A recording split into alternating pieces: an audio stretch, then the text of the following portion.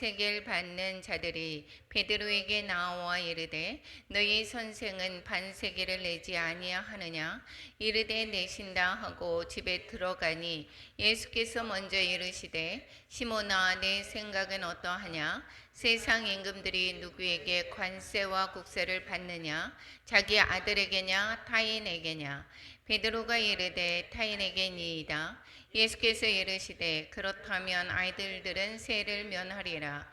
그러나 우리가 그들이 실족하지 않게 하기 위하여 네가 바다에 가서 낚시를 던져 먼저 우르는 고기를 가져 입을 열면 돈 한 세겔을 얻을 것이니 가져다가 나와 너를 위하여 주라 하시니라. 아멘. 우리가 사복음서에서 예수님의 행적을 쫓아가 보고 있습니다. 오늘의 본문의 말씀은 이제 3년의 공생애 중에서 이제 3년 반에 걸친 공생애 중에서 이제 마지막 한 6개월도 채 남겨놓지 않는 그 시점에 그때의 일들이다라는 것을 볼 수가 있게 되겠습니다.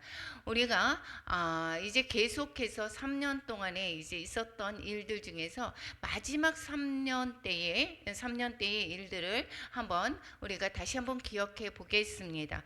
마지막 때에 우리가 3년 때에 처음에 일어났던 것들이 이제 그 주 전에 6월절이라고 기점이 6월절입니다.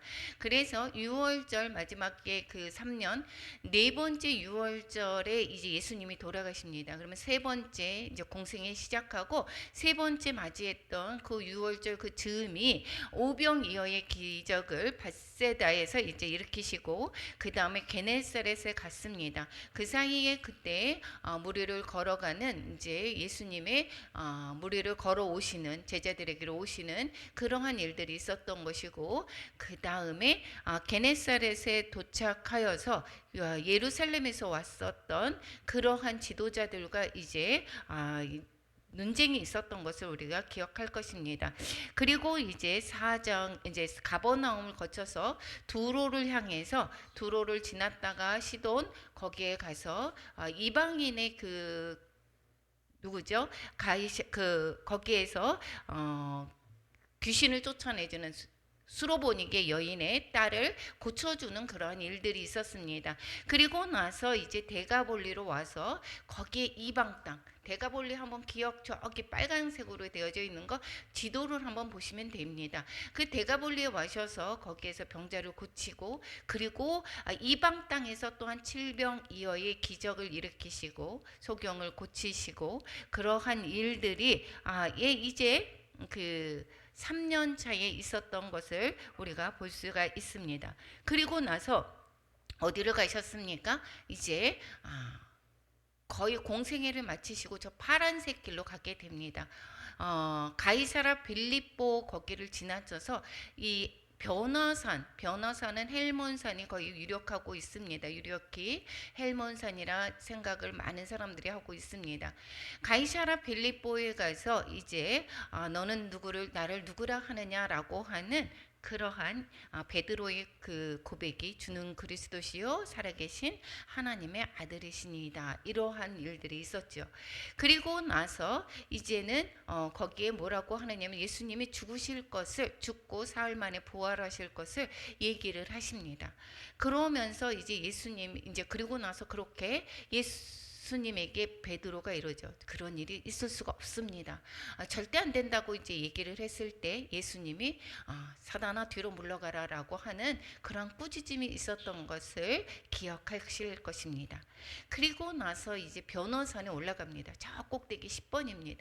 변화산에 올라가셔서 거기에서 이제 9명의 제자들은 변화산 밑에 있고 변화산에 야고보와 요한과 베드로를 데리고 이제 올라가십니다. 거기에서 이제 예수님이 하나님의 나라를 보여주게 되시죠. 거기에서 예수님이 변형이 되시고 하나님의 아들이시다라고 하는 것을 예수님이 하나님의 아들이시다라는 것을 이야기했을 뿐만 아니라 모세와 엘리야도 또한 보여주시고 그리고 그들이 모세의 구약의 시대가 끝나고 예수님께서 이제 시대에 오는 것 예수님께서 그 나머지 사역을 하실 것을 가르쳐 주는 것이 이 변화산에서 있었던 일들입니다. 변화산에서 그 하나님의 나라의 이 일들을 쭉 보고 나서 베드로와 야고보와 요한과 예수님이 내려왔습니다.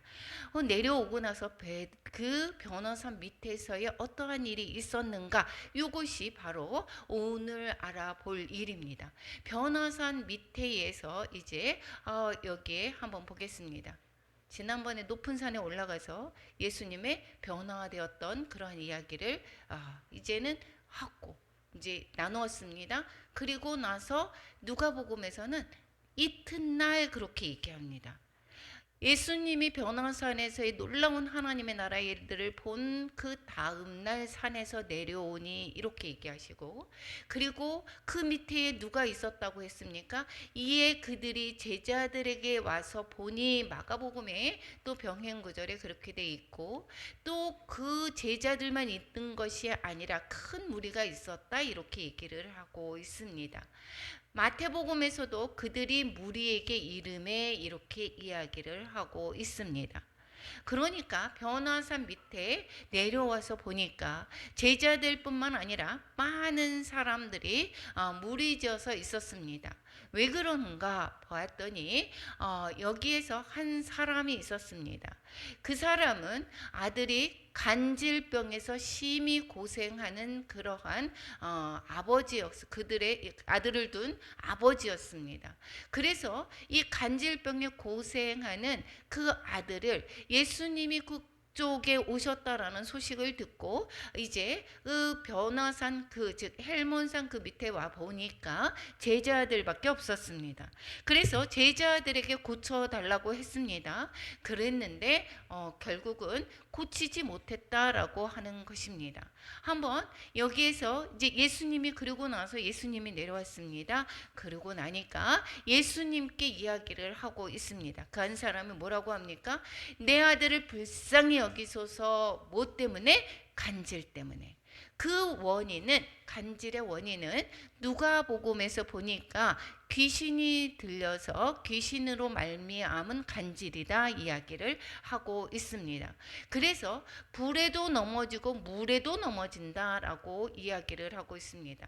뿐만 아니라 경련을 일으키고 거품을 흘리게 하고, 그리고 많이 또한 상하게 한 뒤에 떠나간다라고 말씀하고 있습니다. 이 간질병에 걸려 있는 아들을 둔 아버지가 이제 이 예수님께 나와서 이야기를 하고 있는 것입니다. 그런데 이 사람이 이야기를 합니다. 제자들에게 데리고 왔는데 제자들이 고치지를 못했습니다 라고 이야기를 하고 있습니다. 이 무능한 제자들을 보고 있습니다. 이 제자들은 지난번에 그 예수님께서 안수해서 복음을 전하라고 보냈을 때에 많은 기사와 이적을 일으키게 되었었죠. 그런데 이때는 고치지 못했다라는 것입니다. 우리의 현실들이 이렇습니다. 우리는 하나님의 나라를 바라보고 살고 있습니다. 그런데 우리가 몸인 어디에 있습니까? 변화산에 있는 것이 아니죠. 그 변화산의 그 황홀한 광경 속에서 우리는 살고 싶어 합니다. 그래서 베드로처럼 여기가 좋사오니, 여기에서 우리가 초막셋을 져서 하나는 주를 위해서, 하나는 모세를 위해서, 하나는 엘리야를 위해서 여기서 짓겠습니다 라고 했던 그러한 제자들의 고백이 있었지 않았습니까? 우리는 그렇게 하나님의 나라를 꿈꾸며 그러한 곳에 살고 싶어 합니다. 그런데 현실은 이와 마찬가지로 여러 어려움 속에, 그러한 악한 영이 지배하는 세상 속에 우리는 살고 있습니다. 이러한 힘든 환경으로 인해서 우리는 무기력해지고 있는 것입니다. 그런데 이때의 삶은, 이 지금 악한 세상이 지배하는 삶을 우리가 어떻게 살아야 되는가? 우리가 그러면 이 악한 영에 지배당하면서 살아야 되는가? 이것을 지금 가르쳐 주고 있습니다. 우리는 이 세상에 살지만 이 악한 영의 지배 가운데서 살아가는 자가 아닙니다. 하나님의 능력 안에서 예수님의 믿음으로 살아가는 자가 바로 우리다라는 것입니다. 그래서 여기에서 이렇게 얘기합니다. 예수님이 제자들이 못 고치는 것을 보고 믿음이 없고 패역한 세대여 하면서 꾸짖습니다. 그리고 그를 데려오라고 이야기를 하고 있습니다. 이 영적인 제자들뿐만 아니라 제자들에게만 꾸짖는 것이 아니라 이 영적인 능력을 상실한 그리고 하나님의 나라를 이제 눈은 있어도 보지 못하는 그러한 세대, 즉 이 하나님을 믿는다라고 하고 말씀을 가까이 한다라고 하면서도 어떻게 해요? 하나님의 아들과 논쟁을 벌이며 이렇게 그 당시에 이스라엘 세대를 향한 예수님의 책망인 것을 볼 수가 있게 됩니다. 그 세대에, 즉 하나님을 잘 믿는다고 하는 그 세대에게 책망하는 것이고, 무엇으로 책망합니까? 믿음이 없다고 책망을 하고 있습니다. 그러면 이것은 우리에게 지금 보고 있습니다. 하나님, 이 악한 세계에서 우리가 지금 어떻게 해요? 정말 구해 나갈 수가 없습니다. 여기에서 우리가 헤어나올 수가 없습니다. 이 문제들로 인해서 우리가 고난받고 있습니다 라고 할 때 주님께서 우리에게 뭐라고 말씀하겠습니까? 여기에서 계속 믿음이 없는 세대요, 이렇게 말씀하는 것입니다. 우리가 이 소리는 우리가 출애굽기에서 여기에 광야에서 모세와 아론에게 말씀하여 이르는 이러한 이야기, 원망과 불평 가운데 있는 그 회중에게 하는 소리하고 똑같습니다. 나를 원망하는 이 악한 회중에게 내가 어느 때까지 참겠느냐라고 모세와 아론에게 하나님이 말씀하는 것입니다. 그래서 예수님을 믿는다고, 이제 하나님을 믿으면서 출애굽을 경험했습니다. 그리고 광야에서 하나님의 백성이 모여 있습니다. 그런데 하나님을 원망합니다. 그 세대에게 하나님이 꾸짖습니다. 그와 마찬가지로 예수님이 꾸짖었다라고 이야기를 하고 있습니다. 그래서 그 꾸짖는 그러한 그 질타를 하는 것이죠. 그러면서 예수께서 이제 귀신에게 말하고 꾸짖습니다. 귀신이 나가고 아이가 그때부터 나으니라. 예수께서 꾸짖으시니 누구에게 꾸짖는 것입니까? 귀신에게.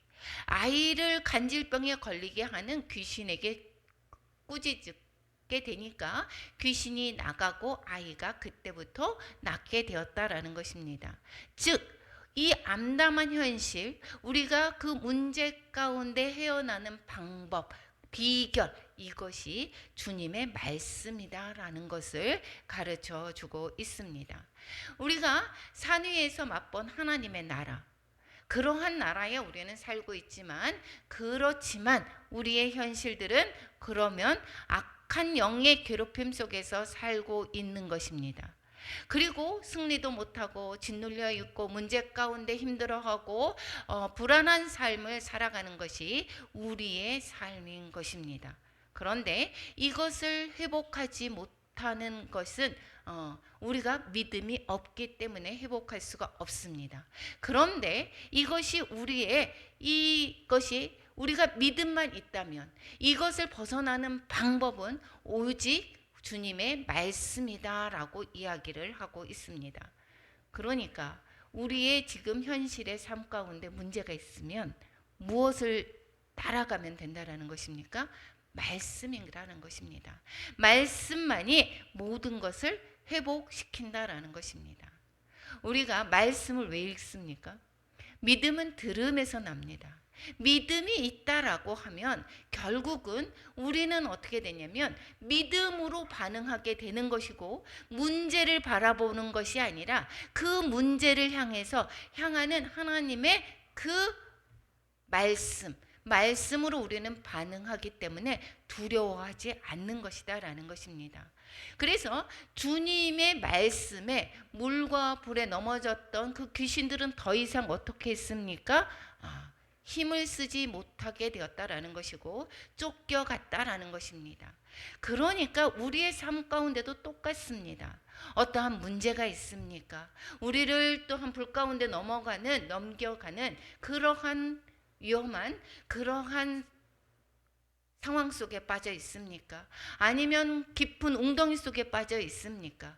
그것을 헤어나오는 것은 우리는 그러한 절망 속에서 우리가 바라볼 것은 주님만을 바라보게 하는 것이고, 주님의 말씀으로 반응할 때 그 환경이 변화되는 것을 볼 수가 있다라는 것을 가르쳐 주고 있다라는 것입니다.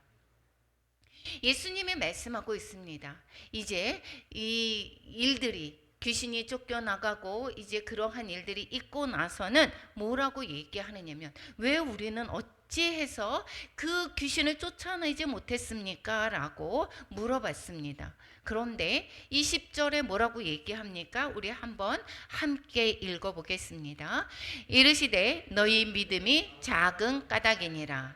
진실로 너희에게 이르노니 만일 너희에게 믿음이 겨자씨 한 알만큼만 있어도 이 산을 명하여 여기서 저기로 옮겨지라 하면 옮겨질 것이요 또 너희가 못할 것이 없으리라. 믿음이 있다라면 못할 것이 없다라는 것을 말씀하고 있습니다. 그러니까 우리가 그 모든 상황과 모든 문제가 우리를 힘들게 하는 것이 아니다라는 것입니다. 우리의 상황은 믿음이 없어서 문제라라는 것입니다. 그런데 그것도 큰 믿음을 얘기하는 것이 아니라 작은 겨자씨 한 알만큼의 믿음이 없다라는 것입니다. 이 겨자씨 한 알만큼 씨앗은 되게 작지만 그 안에 뭐가 있습니까? 생명이 있습니다. 우리가 꽃을 키우고 식물을 키워 보이지만 작은 씨앗이 어떻게 합니까? 그게 새싹이 나서 이게 힘을 발휘합니다. 열매를 맺게 됩니다. 꽃이 피고 열매를 맺게 됩니다. 이와 마찬가지로 우리에게 어떠한 모든 이 악한 세상 가운데서 살아가는 그 비결은 바로 믿음으로 살아가는 것이고, 그 믿음이 있을 때에 그 모든 상황 속에서 우리는 승리할 수가 있다라는 것을 가르쳐 주고 있습니다. 그러면 믿음의 성장은 어떻게 되는가? 여기에서 병행구절 마가복음에는 이렇게 얘기했습니까? 왜 우리는 귀신을 쫓아내지 못했습니까? 라고 물어봤을 때 마가복음에서는 기도 외에 다른 것으로는 이런 종류가 나갈 수 없다라고 말씀하고 있습니다. 즉 믿음이 없었다라는 것은 즉 기도가 부족했다라는 것을 말씀하고 있는 것입니다. 그러니까 믿음의 성장은 기도와 그리고 말씀이다라는 것을 가르쳐 준다라는 것입니다. 우리가 믿음이 있다라고 하는 것은 하나님의 말씀을 자꾸 들어서 그래 그 말씀으로 반응할 때, 그리고 또 무엇입니까? 문제가 있을 때 나를 내려놓고 무엇입니까? 하나님께 맡길 때, 이것이 바로 기도입니다. 그럴 때에 우리는 어떻게 합니까? 그 문제를 어떻게 이겨나갈 수 있다라는 것을 가르쳐 주고 있습니다. 즉 믿음이라고 하는 것은 위대한 능력을 행하고 병고침의 은사가 있습니다. 귀신은 막 다 쫓아냈습니다. 이러한 불가능을 가능하게 하는 것, 이러한 것들을 이야기하는 것이 아닙니다. 무엇입니까? 내가 주님께 모든 것을 맡기는 것, 나 것을 비우고 하나님께 그 모든 것을 맡기는 것, 내가 주인이 아니라 하나님이 주인이 되어지는 그러한 삶이 바로 믿음이라는 것입니다. 그래서 절대자이신 주님께 무릎 꿇고 나를 불쌍히 여겨달라고 고백하는 것, 이것이 바로 믿음이라고 하는 것입니다. 여기에서 우리 아들을 불쌍히 여기소서 그렇게 얘기합니다. 그럴 때 믿는 자에게는 능치 못할 일이 없다라고 지금 마가복음에서 말씀하고 있습니다.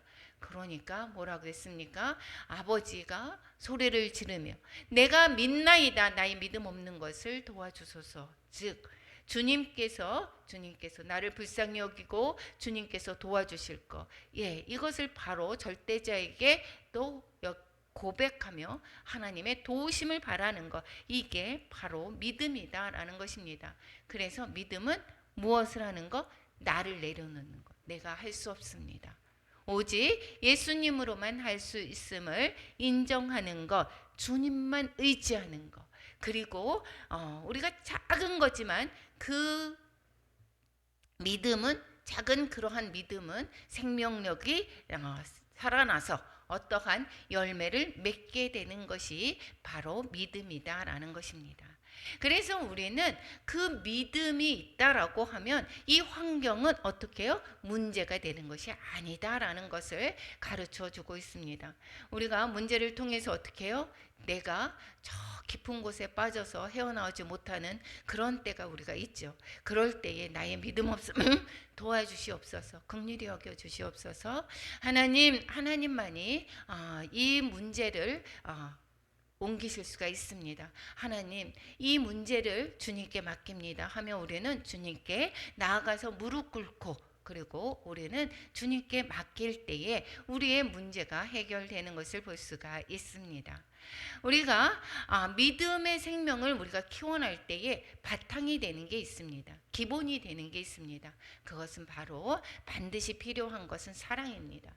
그래서 고린도전서에서 13장에 모든 믿음이 있을지라도, 즉 산을 옮길 만한 믿음이 있을지라도 사랑이 없으면 아무것도 아니다라고 이야기를 하고 있습니다. 그래서 믿음은 바로 사랑과 연결이 되어야 되는 것입니다. 그래서 우리 주님의 사랑이 대단한 것이 바로 그 십자가 사랑이 기본이 되었다라는 것입니다. 하나님이 뭐라 그랬어요? 세상을 이처럼 사랑하사 독생자 예수 그리스도를 보내신 것입니다. 이처럼 우리를 사랑하기 때문에 예수님을 보내시고 독생자가 십자가에 못 박혀 돌아가시게 된 것입니다. 그래서 우리의 믿음은 바로 사랑이 밑받침이 되어야 된다라는 것을 가르쳐 주고 있습니다. 그리고 나서 이제 변화산 밑에서 지금 무슨 일이 있었다고 했습니까? 어떤 사람이 간질에 걸려 있는 그 아들을 병을 고쳐달라고 왔을 때에 그 병을 고쳤습니다. 그리고 나서 예수님이 어디로 향했는가라고 했을 때에 이제는 갈릴리로 이제 다시 내려가십니다. 갈릴리로 쭉 다시 내려가시는데 한번 보겠습니다. 거기에 가실 때에 올라갈 때 어떻게 했습니까? 변호사 올라갈 때 거기에서 뭐라고 얘기했습니까? 예수님이 가이사랴 빌립보에서 거기에서 너희는 나를 누구라 하느냐 그랬을 때에 주는 그리스도시요 살아계신 하나님의 아들이시니이다 베드로에 고백했습니다. 그래서 내가 죽을 거야 이런 이야기를 했을 때 길에서, 그래서 어땠습니까? 그런 일이 있을 수 없습니다 이렇게 얘기하지 않았습니까? 그러니까 변화산에 올라갈 때에 그 길에서 또 이제 내려왔습니다. 내려와서 지금 갈릴리로 향하고 있습니다. 그 길 속에서 예수님이 두 번째 십자가 순환에 관한 예언을 하고 계십니다. 그것이 바로 두 번째의 이야기입니다. 그래서 죽음과 부활을 말씀하고 있습니다. 주님이 이제 계속해서 지금 남은 시간이 얼마 안 남았습니다. 이거 끝나면 이제 초막절이 됩니다. 초막절이 10월이 되고 이제 그때쯤 돼서 이제 6월절까지 6개월 정도 남았다고 얘기하죠. 4월입니다. 그러면 얼마 남지 않았습니까? 계속해서 하시는 말씀은 뭐냐면 죽음이다라는 것입니다. 내가 가는 길, 예수님의 그 길 바로 무엇이라고요? 십자가 길, 그리고 부활하실 것을 계속 가르쳐 줍니다. 제자들에게 지금 이야기를 하고 계십니다. 여기에서 말씀하실 때 죽음과 부활을 또 말씀하시는데 마태복음에서는 갈릴리에 모일 때에 이렇게 얘기하십니다. 그리고 죽임을 당하고 제3일에 살아나리라 이렇게 이야기를 하고 있습니다. 그러니까 한번 얘기했을 때에 그 베드로가 뭐라고 했죠? 그런 일이 있을 수 없습니다. 안 됩니다라고 했을 때 사탄아 뒤로 물러가라 이런 얘기를 했습니다. 두 번째 얘기하고 나서는 그런 얘기를 이제 못하죠. 그리고 나서 어떻게 했습니까? 제자들이 매우 근심하더라 이렇게 얘기합니다. 그리고 여기에서 봤을 때에 그 누가복음에서는 그 간질병에 걸렸던 그 귀신을 몰아내고 고침받았던 그것을 보고 다 행하는 모든 일을 놀랍게 여길세, 이렇게 얘기합니다. 그때 얘기했다라고 이야기를 하고 있습니다. 마가복음에서는 갈릴리 가운데로 지날세, 이렇게 얘기를 하고 있습니다. 그러니까 지금 헬몬산에서 변화산 그 밑에서 쭉 내려와서 갈릴리 가운데로 지날 때, 즉 이 정황으로 보았을 때 갈릴리 거의 가까이 왔을 때에 그 가운데로 지날새, 어디에서? 길에서 얘기를 하고 있다라는 것입니다. 이번에도. 그래서 거기에서 예수님의 그 사람들의 산에 넘겨져서 죽임당하고 죽은 지 3일 만에 살아난다, 이렇게 이야기를 하고 있었는데 제자들이 이 말씀을 깨달았다 못 깨달았다 얘기죠. 못 깨달았다라는 것입니다. 아직도 뭐예요? 깨닫지 못하고 두려워했다라고 이야기를 하고 있습니다. 지금 제자들의 마음은 어떠냐면 예수님이 이제는 이제 때가 왔어. 뭐가 때가 왔다고 생각합니까? 왕이 될 날이 이제 가까이 왔어 라고 생각하는데, 예수님은 자꾸 어떻게 합니까? 죽음에 관해서 이야기를 하고 있습니다. 그러니까 이 제자들은 아직 깨닫지 못하고 이게 지금 걱정 가운데 있습니다. 그리고 나서 예수님은 죽음에 관해서 이야기를 하고 있는데 제자들은 어떻게 하고 있느냐? 천국 가버나움에 이르러 집에 계실세. 이제 갈릴리 와서 가버나움 집에 들어 계셨습니다. 그랬을 때에 이제 예수님이 이야기합니다. 너희들이 길에서 토론한 것이 무엇이냐, 이렇게 물어봅니다.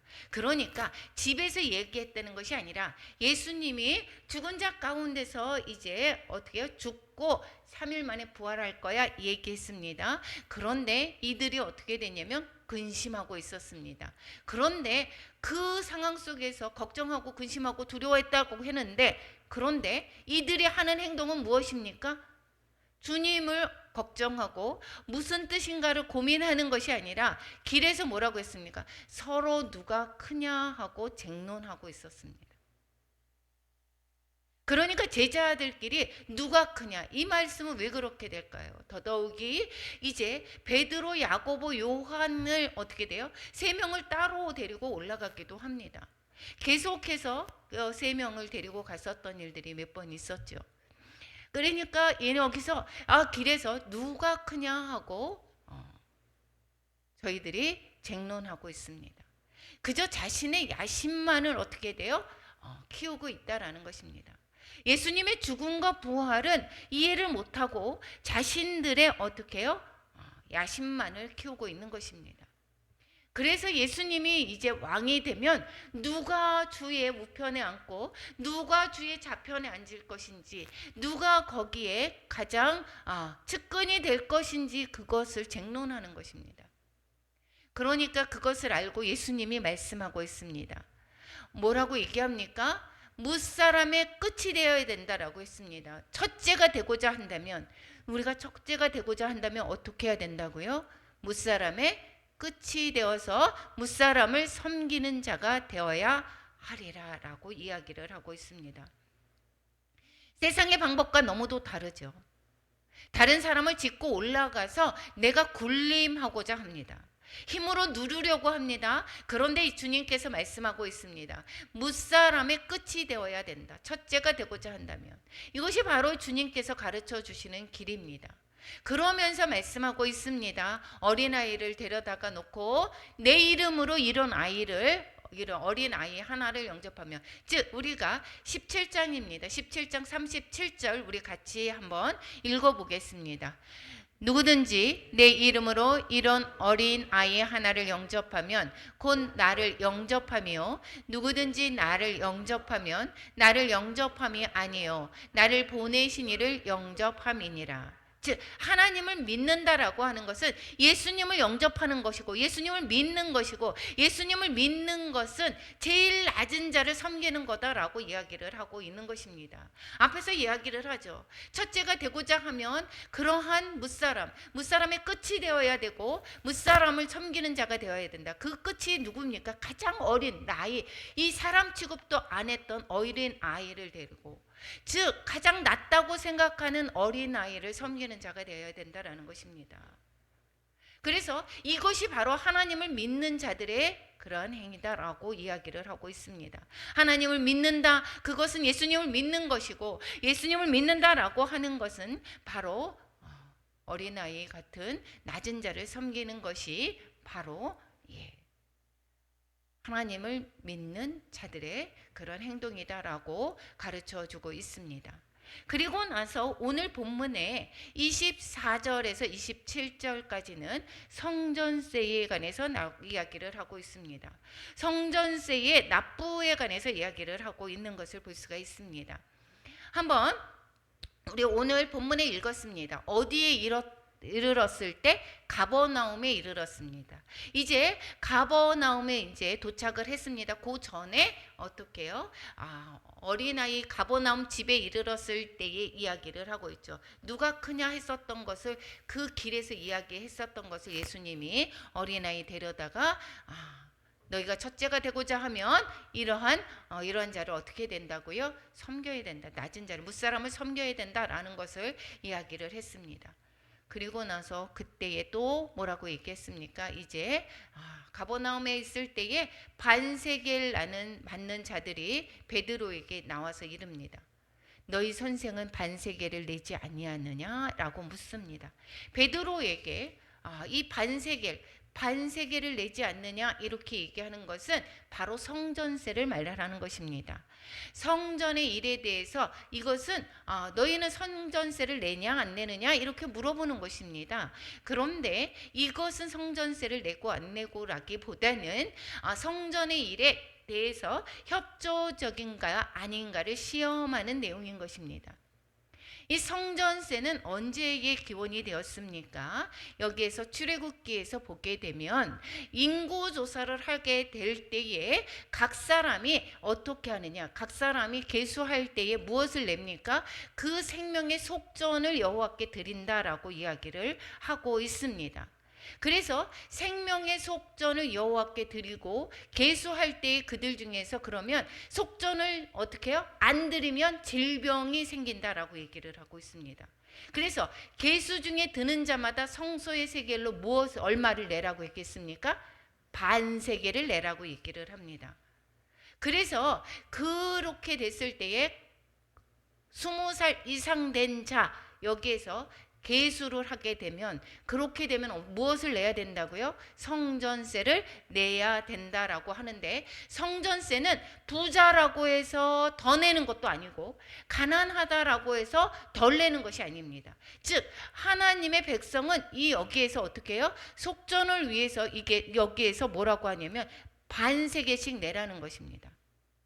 이것은 뭐라고 얘기했습니까? 이스라엘의 속전이라고 얘기합니다. 이것을 이스라엘 자손에게서 그 반세겔씩 내는 것을 속전이다라고 이야기를 하고, 이것이 회막 봉사에 쓰게 하라고 출애굽기에서 말씀하고 있습니다. 그래서 이것이 생명이 대속이 된다라고 이야기를 하고 있습니다. 이것이 즉 인구 조사할 때 이게 생명값이다라는 것입니다. 속전은. 그러니까 인구 조사할 때라고 하는 것은 속전, 즉 무엇이냐? 풀어주다에서 연유하고 있습니다. 그러면 이 속전이 즉 풀어주다인데 이와 같은 의미가 대속물입니다. 그러니까 예수님께서 이 땅에 오신 이유를 설명할 때에 뭐라고 얘기했습니까? 이 대속물을 쓰고 있습니다. 그러니까 예수님이 속전이 되었다라는 이야기를 하는 것입니다. 우리가 다윗의 경우 생각하지 않습니까? 다윗의 경우 아시죠? 다윗이 그 뒤에 말년에 인구조사를 하게 합니다. 인구조사를 했는데 그것이 어떻게 해요? 여기에서 이것을 잘못됐다 해가지고 전염병으로 7만 명이 죽습니다. 그랬을 때에 대속 제사를 지내게 되죠. 그래서 제단을 쌓고 어디에서 여호와를 위해서 제단을 쌓고 번제와 화목제를 드리라고 이야기를 하고 있습니다. 이것을 왜 속전을 내지 않기 때문에 이 인구조사를 자기의 힘을 과시하고 여기 인구조사를 했을 때에 그 생명값을 내야 되는데 그것을 내지 않고 자기의 과시, 자기의 힘을 과시하기 위한 그 인구조사함으로 말미암아 전염병으로 7만 명이 죽게 될 때에 이제 그것을 그치게 되는 것이 대속 제사를 드림으로 말미암아 이제는 어떻게 돼요? 그것이 응답해서 거기에서 전염병에서 그 전염병이 다 낫게 되고 그치게 되었던 것을 우리는 기억할 것입니다. 이것이 어디에서 드려졌습니까? 모리아산. 그렇죠? 아리우나 타장 마당에 있는 그것을 사서 거기에서 어떻게 해요? 제사를 드렸을 때에 거기에서 무엇을 했습니까? 이제 제사를 드렸어요. 즉 제물을 드려서 대속 제물을 드려서 어떻게 했습니까? 제사를 드렸을 때 그랬을 때 전염병이 그치게 되었다라는 것입니다. 이것이 바로 오늘의 성전세에 내는 의미입니다. 다시 한번 보겠습니다. 당시의 성전세는 엄격하게 그때의 출애굽기에서 이야기하는 대로 엄격하게 시행되지가 않았습니다. 바리새인들은 율법을 잘 지키기 때문에 당연하게 성전세를 냅니다. 그런데 개혁파이죠. SNF파나 경건주의자들은 한 번만 냅니다. 왜 이렇게 성실하게 납부하지 않는 것은 이제 이 지금 로마 시대의 제사장들이나 아니면 어떻게죠? 이 지금 그 제사장 레위 그 제사의 그 모든 일하는 사람들 그러한 사두개인이나 이런 사람들이 거의 이렇게 보면 돈을 주고 파는 것입니다. 사고 파는 직분이 되었고 정치와 타협이 되었던 사람들입니다. 그렇기 때문에 이것을 어떻게 되냐면 납부하지 않게 됩니다. 이것은 로마 정부의 이러한 직분이 된 그들의 제사장들의 뭐예요? 반감 때문인 것입니다. 제사장 제도에 대한 반감 때문에 성전세를 잘 내지 않았습니다. 그러니까 예수님에게 안에서 성전세를 내느냐 물어봤다는 것은 무엇이냐면 이것은 강제성을 띠고 내라 이야기하는 것이라기보다는 정치적이고 종교적인 지향점이 무엇인가를 묻는 질문이다라는 것입니다. 예수님이 말씀하고 있습니다. 시몬아 어떠냐? 세상 임금들이 누구에게 관세와 국세 받느냐? 이렇게 물어볼 때에 타인에게냐 아들이냐? 이렇게 얘기했을 때에 뭐라고 했습니까? 아들들은 세를 면하리라 이렇게 타인에게입니다 라고 얘기했습니다. 예수님은 그러니까 아들들은 세를 면하리라 라고 말씀하고 있습니다. 만약에 왕족이 있습니다. 나라를 다스리는 왕족은 왕만이 아니라 왕족 자체가 세금을 내지 않습니다. 그렇고 하나님의 그러니까 그 다른 백성에게서 내는 것입니다.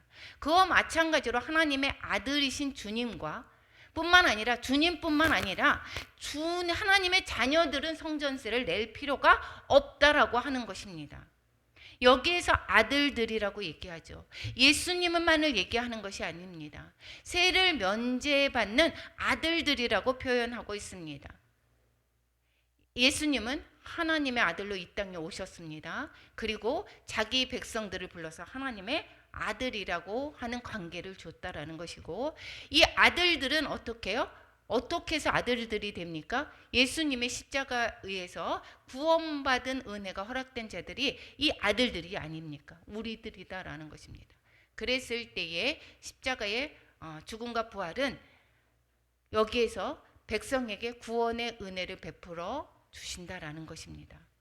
이것이 성전세를 내지 않는다. 즉 하나님의 백성이다라는 것을 얘기를 하고 있습니다. 타인에게 내는 것이고 하나님의 아들에게는 성전세 내는 것. 즉 하나님의 예수님과 더불어서 하나님의 백성들은 어떻게 되는 거냐? 하나님의 백성이 된다라는 것을 얘기를 하고 있습니다. 다시 말하겠습니다. 27절에서 보면 27절에 여기를 얘기하고 있습니다. 너와 나를 위해서 나와 너를 위해서 이 한 세계를 드리라라고 이야기를 하고 있습니다. 예수님이 안 내도 되는데 너와 나를 위해서 생명의 속전으로 어떻게 해요? 이것을 한 세계를 내라고 얘기합니다. 예수님은 하나님의 백성입니다. 하나님이십니다. 백성뿐만이 아니라 하나님이십니다. 하나님께서는 예수님은 십자가에 속전을 드릴 필요가 없습니다. 그런데 누구를 위해서? 너와 나를 위해서, 하나님의 백성을 위해서 속전을 냈다라는 이야기를 하는 것입니다. 베드로를 위해서, 너와 나를 위해서, 즉 예수님으로 말미암은 백성들을 위해서 하나가 되었다라는 것이고, 그래서 속전을 어떻게 돼요? 성전세를 내라고 이야기를 하고 있는 것입니다. 주라라고 하는 것은 넘겨주다인데, 이것은 지금 뭐라고 얘기하는 거냐면, 이 예수님은 자신의 생명의 속전으로, 예수님이 십자가의 속전으로 말미암아 넘겨줌으로 말미암아 이 지금 베드로와 예수님을 위해서 성전세를 낸 것처럼 자기 백성과 하나 되는 몸을 이루신 것이다 라는 것을 이야기를 하고 있는 것입니다. 즉 예수님과 베드로가 하나가 되는 생명의 속전이 되신다라는 것입니다. 예수님이 속전이 된다라는 것입니다. 여기에서 성전세를 내므로 말미암아 예수님이 앞으로 무엇을 할 것을 가르쳐줘요? 죽으시는 것을 가르쳐 주신다라는 것입니다. 속전이 드려질 것을 예표하고 있다라는 것입니다. 예수님이 하나님의 백성들을 위해서 이 모든 하나님의 자녀들을 위해서 속전을 물으실 것을 예표를 해준다라는 것을 이 지금 성전세를 통해서 가르쳐 주고 있다라는 것입니다. 그러니까 예수님은 지금 계속해서 말씀하시는 것은 내가 죽을 거야. 왜 죽느냐? 너희들을 속전하기 위해서, 너희들의 생명을 구원하기 위해서 내가 죽을 거로 가는 거야. 십자가에서, 예수님의 십자가에서 속전으로 드려질 거야 라는 것을 가르쳐 주는 것입니다. 구원을 가르쳐 준다라는 것입니다. 그러니까 한 세계를 얻게 하신 거, 예수님이 자신의 십자가에서 죽으실 것, 그것을 가르쳐 주는 것이 이 바로 성전세를 내는 것입니다. 성전세를 내고 이제는 갈릴리로 이제 거기 사역을 마무리하고 어디로 가십니까? 예루살렘으로 이제 향하십니다. 이게 성전세를 내고 갈릴리 사역을 마무리하는 것은 여기에서 이제 무엇입니까? 자신을 어디로 갑니까? 여호와 일에 성전이 있는, 그리고 거기에서 불리는 장소에서 이 대속제사를 드렸듯이 지금 그 다윗이 전염병으로 있을 때에 속전에 그것을 못 냈을 때 거기에서 모리아산에서 대속 제사를 드렸듯이 예수님이 성전 있는 그 장소에서 인류의 속전을 드리기 위해서 올라가신다라는 것이고, 거기가 인류의 속전으로 죽으시는 것은 정말 우연이 아니다라는 것입니다. 그래서 예수님이 태어날 때 뭐가 있었습니까? 인구조사가 있었습니다. 인구조사는 바로 예수님이 인구조사했을 때에 속전을 내야 되는 것처럼 예수님이 그 속전을 위해서 태어나셨고, 속전을 치르기 위해서 예수님이 십자가에서 못 박혀 돌아가신다라는 것을 얘기해 주고 있다라는 것입니다. 그러니까 이제 베드로에게 물고기를 잡아 1세겔을 내라는 것, 이 바로 앞으로 예수님이 우리의 생명의 속전으로 희생하기 위해서 예루살렘으로 가시는 것을 보여주는 그러한 예표다라는 것을 말씀하고 있는 것입니다. 이렇게 갈릴리 사역이 마무리되고 있습니다. 그러니까 예수님이 행하는 이야기나 말씀이나 어떠한 그 이면에는 예수님의 영적인 의미가 계속해서 숨겨져 있습니다. 예수님이 전하고자 하는 메시지가 있다라는 것입니다. 예수님이 우리의 생명을 살리기 위해서 가신다라는 것을 모든 생애, 공생애 전체에 걸쳐서 계속 가르쳐주고 있습니다. 3년을 같이 다녔던, 많게는 적게는 2년을 같이 다녔던 제자들에게 계속해서 얘기합니다. 내가 죽으러 갈 거야. 계속 하나님, 내가 하나님이야. 이것을 계속 가르쳐 주셨다가 이제는 내가 너희들을 위해서 이제 죽으러 갈 거야 라고 계속 마지막에는 얘기합니다. 내가 죽고 3일 만에 부활할 거야. 그것을 내가 죽고 십자가에 가는 길은 왜 그러느냐? 너희들 백성들을 살리기 위한 속전을 치르기 위해서 내가 가는 거야. 인류의 백성을 구원하기 위해서 내가 십자가의 길을 가러 가는 거야 라고 계속 가르쳐 주지만 아직도 이 지금 제자들은 어떻게 해요? 모르고 있다라는 것입니다. 우리도 아직 모르고 있습니까? 세상 가운데서 내가 구원 얻고자, 세상 가운데 잘 살아보고자 무엇을 합니까? 내가 돈으로 잘 살 것 같아 보입니까? 내가 건강으로 되게 잘 살아볼 것 같아 보입니까? 이 내가 구원 얻는 길은 예수 그리스도를 믿음으로 말미암아, 예수님으로 말미암아, 십자가로 말미암아 내가 속전이 치루어지지 않으면 내가 구원받을 수 없음을 계속해서 가르쳐주고 있다라는 것입니다. 예수님이 말씀하고 있습니다. 내가 너희를 위해서 십자가의 길을 간다라는 거. 너가 믿으면 하나님의 자녀가 된다라는 것을 계속 가르쳐주고 있습니다. 우리는 그 다른 어떤 것에서 행복을 찾으려고 노력합니까? 다른 어떤 것에서 구원을 얻으려고 노력합니까? 십자가의 길밖에 없습니다. 예수님 밖에는 없다라는 것을 오늘도 주님께서 누누이 말씀하고 있습니다. 얼마나 안타깝습니까? 제자들이 알지 못하는 길. 그런데 놀랍게도 예수님이 그 모든 과정 가운데 몰랐지만, 눈이 가려져 있었지만 성령님이 오심으로 말미암아 그 눈을 뜨게 되고 그들은 변화가 되는 것입니다.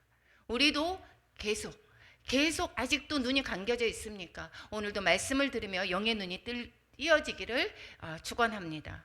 오늘의 말씀이 다시 한번 정리해 보겠습니다. 변화산 아래에서 귀신 들린 아이를 고쳤습니다. 그리고 갈릴리로 오는 길에 십자가 순환에 관해서 죽으시고 3일 만에 부활한다라고 하는 예언의 말씀을 하고 계십니다. 그리고 거기에서 그럼에도 불구하고 제자들이 깨닫지 못하고 천국에서 누가 크냐라고 변론하고 있습니다. 그랬을 때 예수님께서 말하고 있습니다. 첫째가 되려거든 무사람을 섬기는 자가 되라라고 얘기를 하고 있습니다. 그랬을 때에 뭐라고 얘기했습니까? 어린아이를 또한 영접하는 자가 나를 영접하는 것이고, 나를 영접하는 자가 무엇이라고 했습니까? 하나님을 영접하는 것이다 라고 말씀하고 있습니다. 그리고 가버나움에서 왔을 때에 성전세 납부의 문제를 가지고 예수님의 십자가에서 죽으실는 구원을 위한 것이다 라는 것을 가르쳐 주고 있습니다. 오늘도 우리가 세상 가운데서 우리가 그 행복을 찾지 마시고 하나님께서 말씀하시는 구원의 길로 예수 그리스도를 따라가는 그러한 십자가의 길을 걷는 우리 모두가 되시기를 축원합니다. 기도하겠습니다.